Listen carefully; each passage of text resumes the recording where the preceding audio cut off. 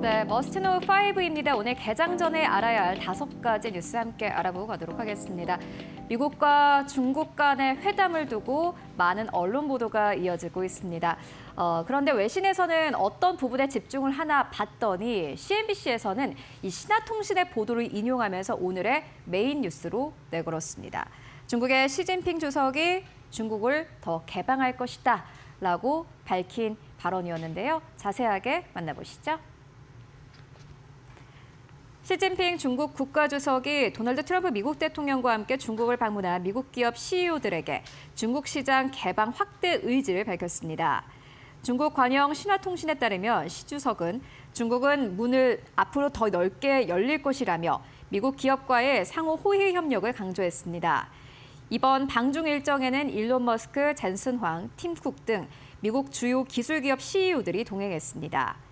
백악관도 양국이 미국 기업의 중국 시장 접근 확대와 중국의 대미 투자 확대 방안을 논의했다고 밝혔습니다. 한편 미국과 중국은 AI 분야 경쟁도 이어가고 있습니다. 로이터는 미국 정부가 중국 일부 기업의 엔비디아 H200 칩 판매를 허용했다고 보도했습니다. 네, 시 주석의 이런 발언이 무슨 의미가 있을까요? 실제로 테슬라 그리고 애플 이러한 기업들에게 어떠한 수혜가 있을지 함께 확인해 보시는 게 중요해 보입니다. 네, 두 번째 기업입니다. 시스코 시스템즈입니다. 사실 성장주로 좀 분류되기에는 무리가 있는 기업이죠. 라우터 등 이 네트워킹 장비를 판매하는 그러한 기업인데요. 그런데 시스코 시스템즈가 AI의 수혜를 받고 있다라고 밝혔습니다. 어떻게 수혜를 받고 있는 것일까요? 자세하게 만나보시죠. 시스코 시스템즈의 척 로빈스 최고 경영자가 인공지능 수요 확대에 힘입어 기술업계가 네트워킹 슈퍼사이클에 진입하고 있다고 밝혔습니다. 로빈스 CEO는 CNBC와의 인터뷰에서 AI 데이터 센터와 인프라 투자가 빠르게 확대되면서 네트워크 장비 수요 역시 급증하고 있다고 설명했습니다. 시스코는 AI 인프라와 하이퍼스케일러 관련 연간 주문 전망치를 기존 50억 달러에서 90억 달러로 상향 조정했습니다. 또 AI 중심 사업과 반도체, 광통신 분야에 집중하기 위해 약 4천 명 규모 감원 계획도 함께 발표했습니다. 로빈스 CEO는 시장 변화 속도가 매우 빠르기 때문에 자원을 신속하게 재배치해야 한다고 말했습니다.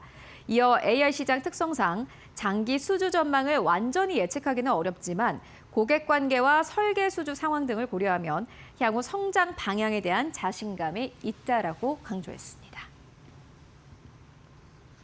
네, 네트워킹 장비 기업들까지 이제 AI 슈퍼사이클에 올라탔습니다. 지금 이 시점에서는 슈퍼사이클이라는 단어를 빼놓고는 참 이야기하기 어렵다라는 생각까지 듭니다. 관련된 뉴스 계속해서 보셔야 될 것 같고요. 이어서 세 번째 뉴스로 함께 넘어가 보도록 하겠습니다. 간밤에 암호화폐주가 큰 폭으로 급등세를 보였습니다.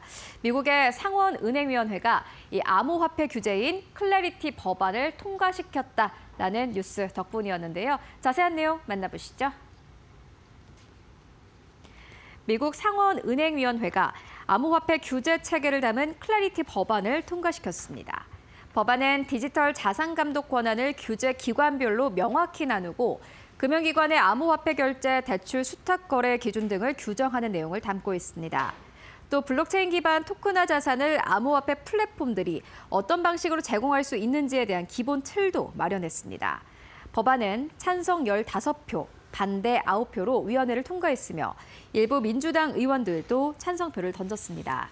다만 민주당 측은 자금 세탁 방지 조항과 공직자 이해 충돌 방지 규정이 미흡하다며 우려를 제기했습니다. 법안은 향후 상원 전체 표결을 거칠 예정이며 최종 통과를 위해서는 추가 민주당 지지가 필요한 상황입니다.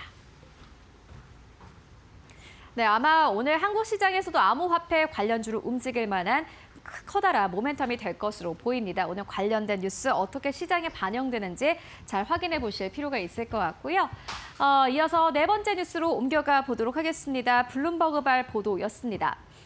애플과 오픈 AI의 동맹에 균열이 생기기 시작했다라는 보도였는데 법적 분쟁 가능성까지 거론되고 있습니다.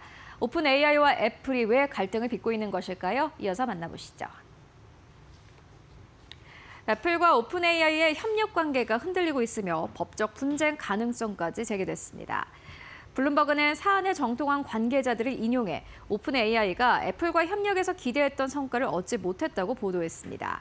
오픈 AI는 챗 GPT가 애플 운영체제와 시리 등에 보다 깊게 통합되기를 기대했지만 실제 적용 범위는 제한적이며 관련 기능도 사용자들이 쉽게 찾기 어려운 수준이라는 불만을 가진 것으로 전해졌습니다. 익명을 요구한 오픈 AI 관계자는 우리는 제품 측면에서 해야 할 일을 모두 했지만 애플은 충분한 노력을 하지 않았다라고 주장했습니다.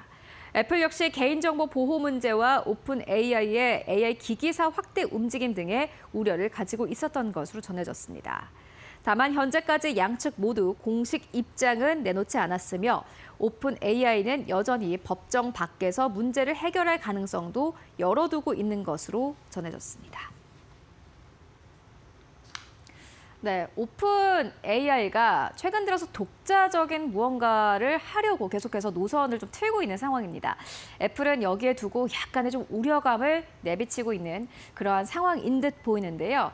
일단은 지금은 오픈 AI의 IPO까지 지금 앞두고 있는 상황이기 때문에 계속해서 보셔야 될 것 같습니다. 이어서 마지막 뉴스로 넘어가 보시죠. 삼성전자 이 파업 이슈가 굉장히 지금 한국 시장에서는 핫한 이슈입니다.